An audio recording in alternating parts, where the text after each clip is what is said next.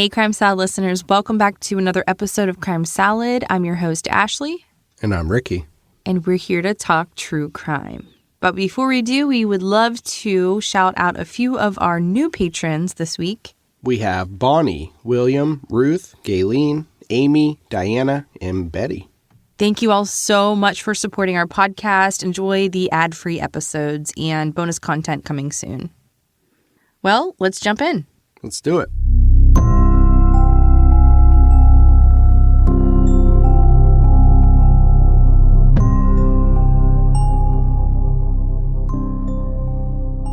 Today's episode features discussion of gun violence, death, and police misconduct. Please be advised. So imagine for a second that you're being interrogated for a murder. Your girlfriend's murder, to be precise. But you're having a hard time grasping that she even died. Your memory of what happened, or even your memory of your girlfriend's age and last name, are blurry at best. And the words you want to say aren't coming out right, and the determined detective sitting across from you won't let up.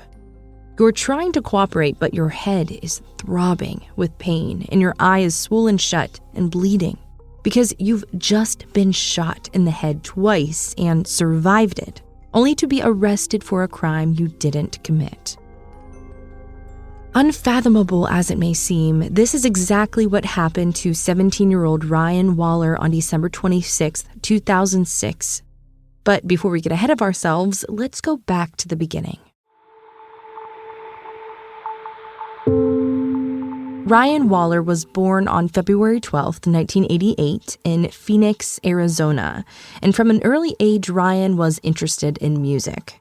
His father, Don Waller, said that Ryan was an excellent guitarist who had taught himself to play at just 11 years old.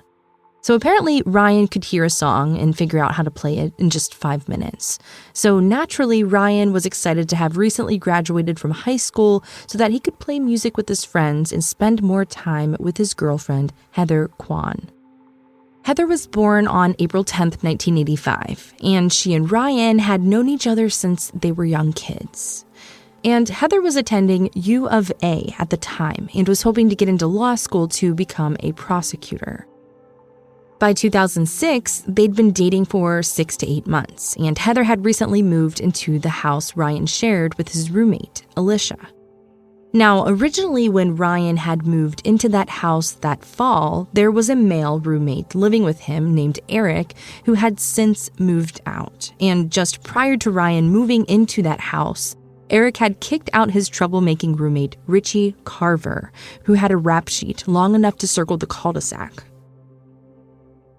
By the time the early aughts had rolled around, Richie had been arrested for aggravated assault against his father and was involved in the assaults of many others. He had even committed armed robbery. And according to Ryan's dad, Don Waller, when Richie was 17, he allegedly walked up to a car at a traffic stop, stabbed the driver, and stole his wallet and CDs, leading to a 4-year prison sentence.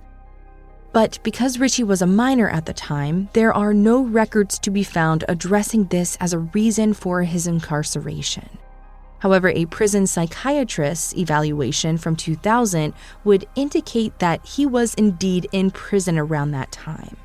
And that psychiatrist's evaluation makes Richie sound like a person that it would be wise to stay far, far away from. It reads as follows. Richie's moral structure is so weak that his internal control mechanism, his conscience, has no influence over his body. That is, he is able to violate himself and others with the same ease as he is able to take a drink of water. Adding to his weak moral structure is a sense of underlying anger. Finally, Richie is very impulsive. I would rate the potential for Richie to act out in the future in the high-risk range. It is not surprising that several of Richie's referrals involve assault, for he could not care less about the rights of others. Although he has been detained several times, he has learned little from his detention experiences. And all of this to say that it's no wonder that Eric had felt the need to kick Richie out. I mean, it's this humble host's opinion that this dude sounds like an unhinged psychopath. But what do I know? Some articles about this case allege that Richie and Ryan had lived together at one point, but this is untrue. In fact, they had only a handful of interactions, one of them being Richie snooping around in the backyard after he'd already moved out. And what was he doing in the backyard? Well, Richie had claimed that he was looking for his iguana that had escaped because it only comes out at night. I don't know much about iguanas, but that sounds like a lie. It seems far more likely that he was doing something shady or up to no good. Despite the fact that they'd never actually lived together, Don Waller had his own theories about why Richie might have taken an interest in Ryan.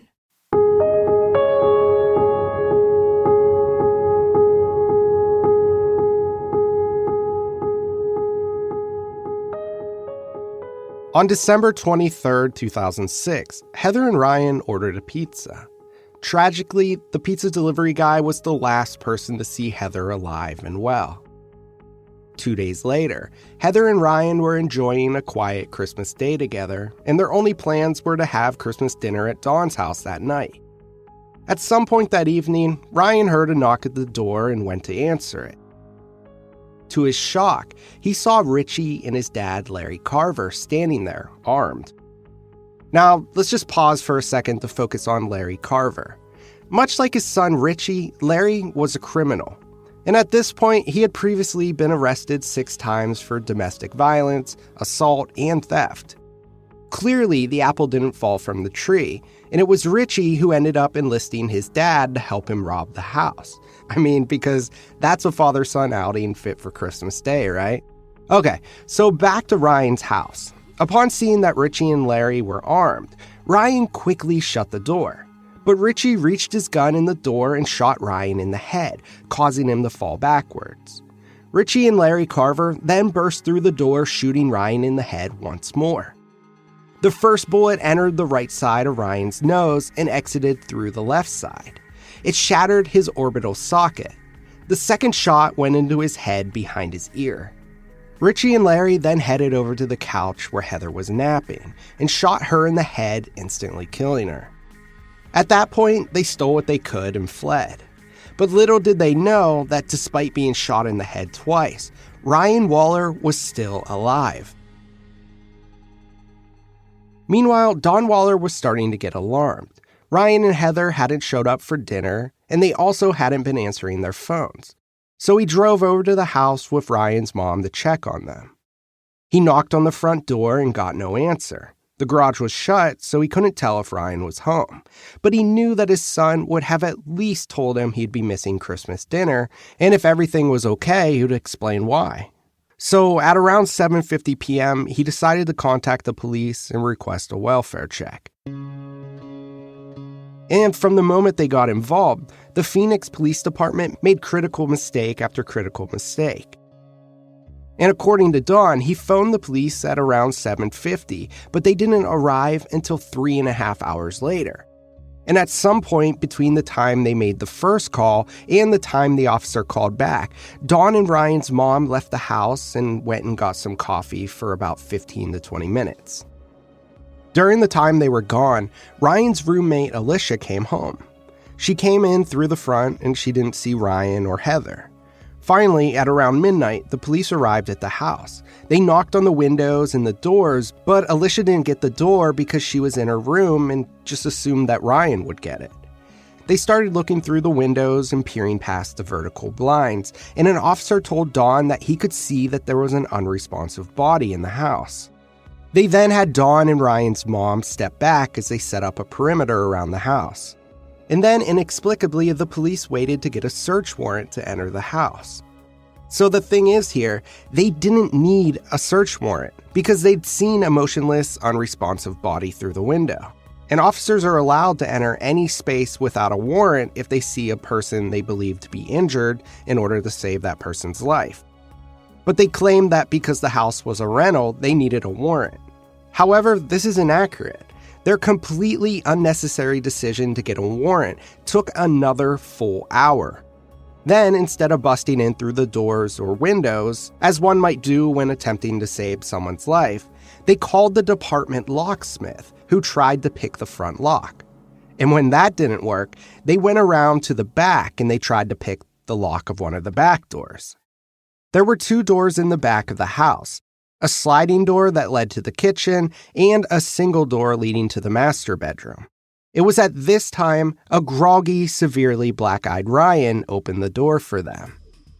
And then 3 minutes later, Ryan was handcuffed and led to a police car. Don saw it all happening, but he didn't realize it was Ryan at first. Here's him explaining the situation in his This Is Monsters interview.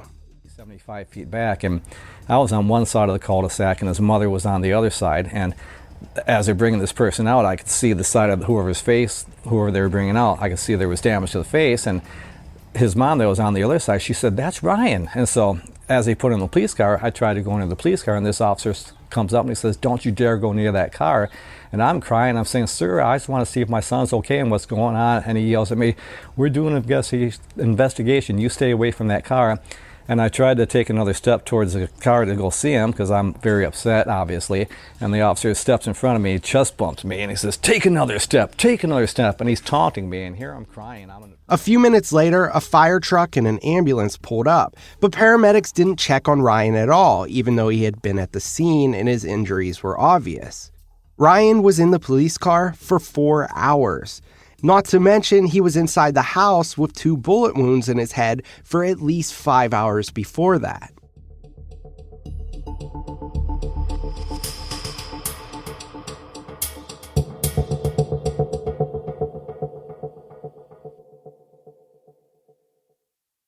At 5 a.m. on December 26th, Ryan was brought to the police station where he was photographed and then led to a room where he would be soon interrogated by lead detective Paul Dalton. And the infamous tape of this interrogation is the main reason why we know about Ryan and the mishandling of this case.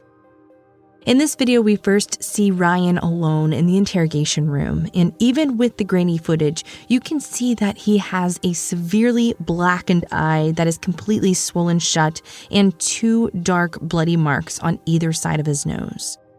Ryan seems confused and sees that there is a set of handcuffs attached to the table. He cuffs himself to the table, then he tries to get up, immediately groaning loudly. And this is even before anyone else enters the room. He's clearly unwell.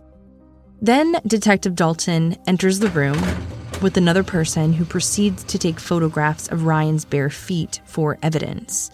And then, despite later statements by Detective Dalton that he mistakenly believed Ryan's injuries were not worthy of hospital attention, he literally told Ryan he should go to the hospital before he even started questioning him.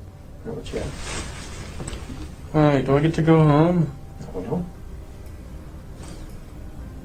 You should go to the doctor is where you should go. Me? Yeah. Why? That? Yeah. Is it bad? I'd say that's really bad. I just want to go to sleep, that's it. No, listen.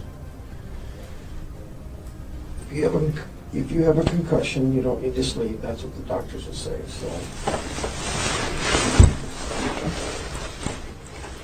Put your feet on the table. A few minutes later, Dalton read Ryan his Miranda rights and then proceeded with one of the most egregious interrogations to ever be recorded. And from the very first question that he asked, Dalton should have realized that Ryan wasn't well enough for an interrogation. He asks Ryan, "What is the highest grade you went through school?" And Ryan first says 8, when in fact he graduated high school. Then, when Dalton asks again, he says, B? The poor kid can't even remember he's graduated high school, and he said the highest grade he completed was a B. And yet Dalton just plowed ahead as if everything was totally normal. Shortly after, Detective Dalton starts asking about Heather. First of all, he can't remember that he even has a girlfriend, and although Heather's last name is Kwan, Ryan says that her last name is Kyman, and that she is 16 or 17 when she was actually 21 when she died. Do you have a girlfriend?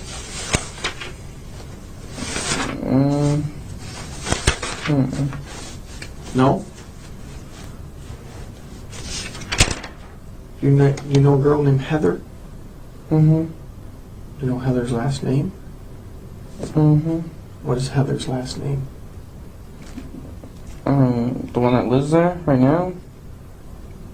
I guess, I don't know. If her name's Heather, what's her last name? I don't know which name she's trying to use as her last one. She's trying to have a real last as her nickname, so I don't know. What nickname does she go by? She probably wants the last name, Kyman.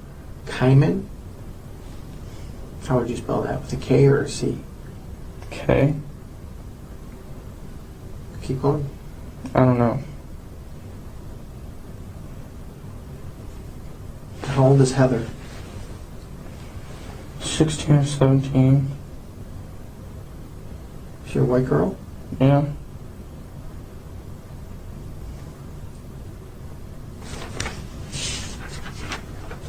How did you meet Heather? I've known her since school. Okay.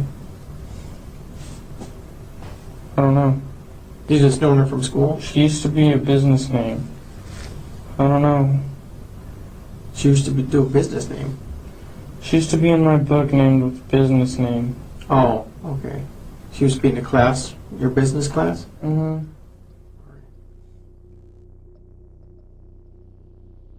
Next, Dalton asks Ryan what happened to his eye. And at first, Ryan tells him that Heather hit him. Dalton responds, "What happened for her to hit you in the eye like that?" And the conversation continues as follows. "She just hit me on accident. She was giving Christina head." "She was what?" "She was helping Christina with her hair or something." "Who's Christina?" "She was on the couch." "Christina was on the couch." "What's Christina's last name?" "I don't know." To be clear, only Ryan and Heather were in the house when the crime occurred, and no one named Christina was there. But it's evident that Ryan's brain injury is causing his memory to be jumbled, and he may be describing memories that took place at a completely different time and place than the previous night. As the interview goes on, Dalton asks Ryan if he knows who Alicia is. Alicia is Ryan's roommate, but he says that he doesn't know her. At one point, Ryan also says that Heather is Eric's girlfriend and not his own. And then when Dalton asks if he knows Alicia a little bit later on, Ryan says, "Yeah, what about her?" So his confusion is evident. Dalton repeatedly asks Ryan what happened last night, and his answers are just as jumbled as before until Dalton tells him that Heather is dead. Then Ryan's memory of what actually happened started to fall into place, though it continued to be skewed. Now, this is just a little sidebar, but it's worth reminding our listeners that although Ryan says that Richie used to be his roommate, he was actually just a previous tenant of the house before Ryan lived there. If it isn't clear already, Ryan's brain injuries are definitely affecting the accuracy of his answers. However, this didn't stop many journalists from referring to Richie as his roommate in many of the articles published about this case. Now, let's get back to the interrogation. There's a dead girl in your living room. She's dead? Yes. Heather? I don't know. I want to know what happened in your house last night. The girl on the couch is dead? I don't know if she's on the couch. She's dead. Well, these people came over, Richie and his dad, with shoot and arrow, bow and darts. You know what I'm talking about? Yeah. They hit me and her with those. That's it. And Heather wasn't there. And Eric wasn't there. It was just me and Heather was there. You and Heather were there. And then what happened? And that's it. Richie and his dad tried to break in through the back. Richie and Dad? His dad? Mm-hmm. Who's Richie? I don't know. Well, you obviously know him. You know his name by Richie. He used to live there. Was he a roommate of yours? He used to be. And they hit you and they hit you? Yeah. Now it's Richie that hit you, not Heather? No, Richie and his dad. Richie and his dad. They hit you. Yes. Why? Because they're trying to get their stuff. I don't know why. Finally, the true account of what happened is starting to surface. And although it's strange that Ryan said bow and arrows instead of revolver, it's likely due to a condition called aphasia that can occur in conjunction with head injuries. Aphasia results in a person saying one thing, but they're thinking that they are saying something else entirely, like saying cookie when you meant to say forward focus. So Dalton then asks Ryan where they shot him, and he says, my eye. But Dalton isn't buying it. He responds, you got shot in the eye. With all that sass he can muster, and then he goes on to ask Ryan if he shot Heather. When Ryan says no, Dalton responds, I heard you have a lot of guns in your house. And Ryan has his head down on the table and is clearly distressed. Ryan, in fact, did not have lots of guns and only had a single revolver that was given to him by his grandfather. So Dalton was either making things up or believing a rumor. Dalton then goes on to completely dismiss Ryan's story of being shot in the eye, even though his injuries are evident and you can literally see bullet holes in his face. With a revolver in your eye? Yes. And that's Is it a BB gun? No, it was a real gun, man. It was just a If revolver. they shot you in the eye with a revolver, you wouldn't be talking to me right now. How do you know? It was most likely you be dead. That's what I thought too, man. I really don't know. Okay? I really don't know, and I just want to go back to sleep and try to go back to bed. You're not going back to bed. Okay? Now, in Dalton's defense, not that we want to defend him at all, it is quite rare to survive a gunshot wound to the head, let alone 2 gunshot wounds to the head. According to Dr. Alan H. Weintraub, medical director of the brain injury program at Denver's Craig Hospital, mortality from gunshot wounds to the brain is very high, 90%. Dr. Weintraub goes on to say, survivors of penetrating gunshot injuries to the brain who get past the early complications can do much better in terms of outcomes than, say, from a brain injury one might see from a military blast injury or from a motorcycle accident. The idea that Ryan wasn't being given the chance to get past the early complications of his injuries by being denied medical care for so many hours makes this case especially heartbreaking. It's not until Dalton had listened to Ryan for 45 minutes, ignoring every indication that he wasn't at all well, that Dalton decided to finally take a closer look at his injuries. And finally, he opted to get Ryan medical care. The care that he should have gotten the previous day. And at that point, Dalton adopted a gentler demeanor and brought in the fire department to take Ryan to the hospital. And the infuriating part is that he acted like he had known how serious Ryan's injuries were the whole time. This is my observation, he'd said. This might be an entrance, this might be an exit, and this might be an entrance into this eye. And he's acting like he has a serious head injury. Convenient, isn't it? That after denying Ryan's medical care for the entire night and early morning, that he can finally acknowledge the bullet holes on his face and the evidence that he had brain damage. Finally, Ryan was taken to the hospital, and at 7 o'clock in the morning, Dawn got the call that he'd been admitted with a bullet wound in his head and was in critical condition. Dawn and Ryan's mom rushed to the hospital and were told that because of the delays in getting Ryan to the hospital, an infection had set into his brain and that they wouldn't be able to perform surgery yet. They put him on antibiotics to fight the infection, and it wasn't until December 28th that it was safe for the doctors to remove the bullets from his brain. All in all, Ryan spent 35 days recovering in the hospital, and not once during that time did anyone from the Phoenix Police Department come in to talk to him. So for a month, Richie and Larry Carver were free men. Finally, 3 days after Ryan returned home from the hospital, detectives finally came to talk to him. 4 days later, they arrested Richie Carver, and shortly thereafter, Richie's mom turned in her husband, Larry. Now, the detectives who interviewed Ryan at home did not include Detective Paul Dalton. There was talk that he'd had a family emergency, and later it was reported that he'd been assigned to another case. But it stands to reason that the Phoenix Police Department knew that Dalton had screwed up by not getting Ryan medical care, and they wanted to separate him from the case.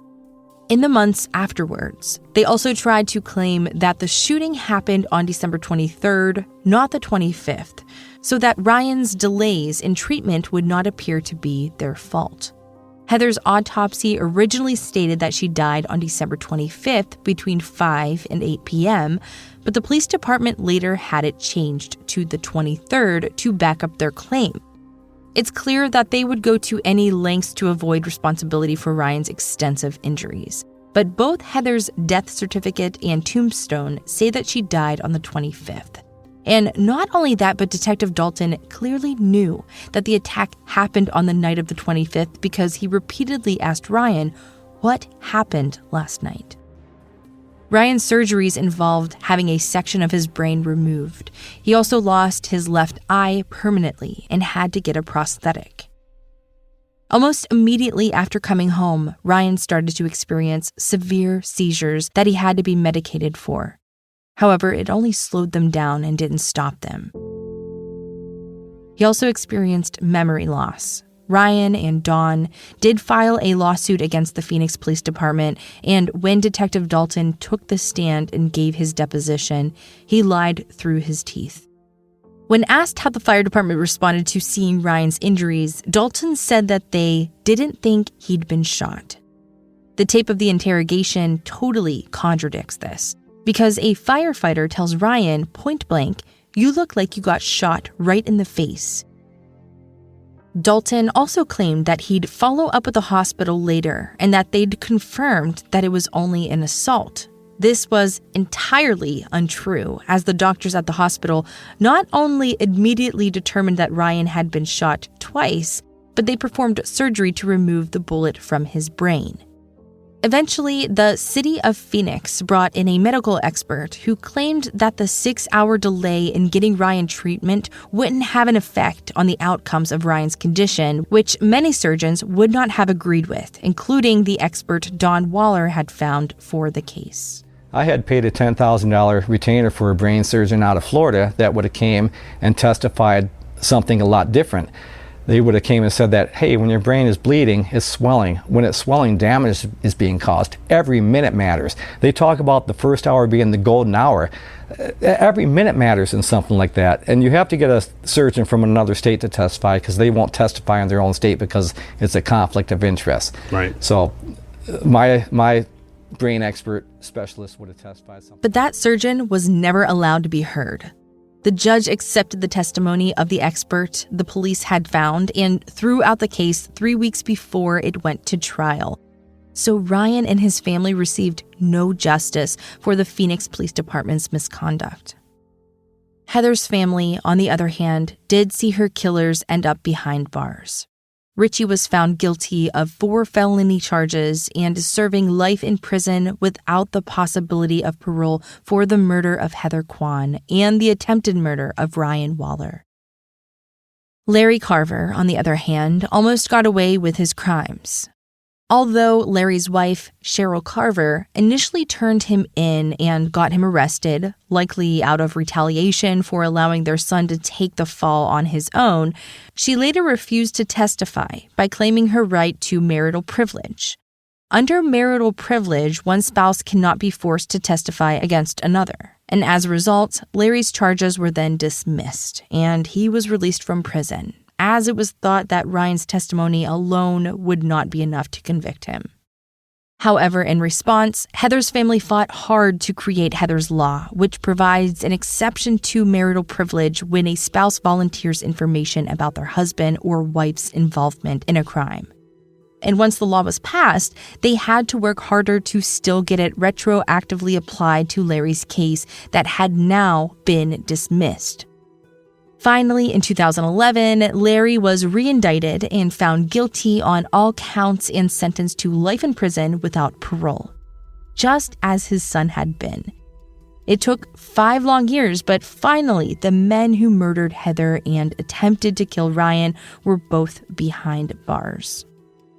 On January 20th, 2016, Ryan Waller passed away.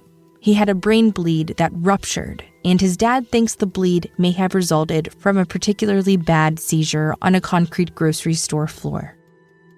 Because his death was the direct result of the attack by Richie and Larry Carver, Ryan's family could have pressed charges. However, knowing that both men were in prison for life without the possibility of parole, they decided that they didn't want to go through another trial. Dawn wishes that the Phoenix Police Department would take at least some responsibility for what happened to his son or offer an apology, but this is unlikely to happen. Unfortunately, their behavior up until this point makes it clear that they would rather lie and cover up the truth than hold their detective responsible for their wrongdoing. Here at Crime Salad, we can only hope that Ryan and Heather's families find some level of peace and closure after everything that they've endured. Thank you all so much for listening to this week's episode. We will see you next time.